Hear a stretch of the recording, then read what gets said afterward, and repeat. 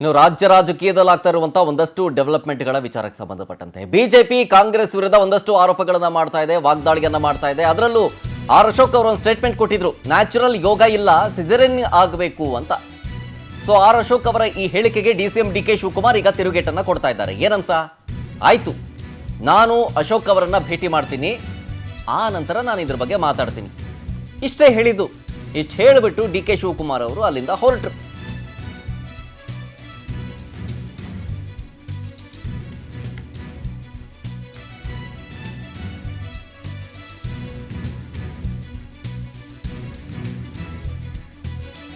ನೋಡಿ, ಇದೆಲ್ಲವೂ ಕೂಡ ಸೆಪ್ಟೆಂಬರ್ ಕ್ರಾಂತಿಯಿಂದ ಶುರುವಾಗಿದ್ದು. ಆ ಸೆಪ್ಟೆಂಬರ್ ಕ್ರಾಂತಿ ಎಲ್ಲೆಲ್ಲೋ ಹೋಗ್ತಾ ಇದೆ, ಬೇರೆ ಬೇರೆ ಪರ್ಸನಲ್ ಅಟ್ಯಾಕ್ ಆಗ್ತಾ ಇದ್ದಾವೆ. ಜೊತೆಗೆ ಪಕ್ಷದ ವಿಚಾರಕ್ಕೆ ಸಂಬಂಧಪಟ್ಟಂತೆ ಇವ್ರಿಗೆ ಸರ್ಕಾರ ನಡೆಸಕ್ಕಾಗಲ್ಲ ಅಂತುವಂಥ ಸ್ಟೇಟ್ಮೆಂಟು. ಆರ್ ಅಶೋಕ್ ಈ ವಿಚಾರಕ್ಕೆ ಸಂಬಂಧಪಟ್ಟಂತೆ ಏನಂದ್ರು, ಅದಕ್ಕೆ ಕೌಂಟರ್ ಸ್ಟೇಟ್ಮೆಂಟ್ ಏನಂತ ಕೊಟ್ಟರು ಡಿ ಕೆ ಶಿವಕುಮಾರ್ ಅವರು. ಎರಡನ್ನೂ ನೋಡಿ.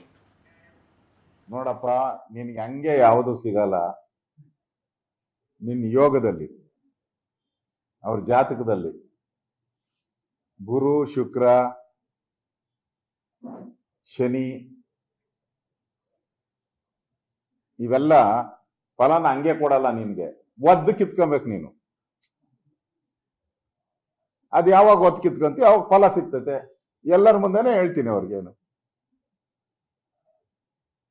ಅದರಿಂದ ಅವ್ರಿಗೆ ಹಂಗೆ ಬರೋ ಯೋಗ ಇಲ್ಲ.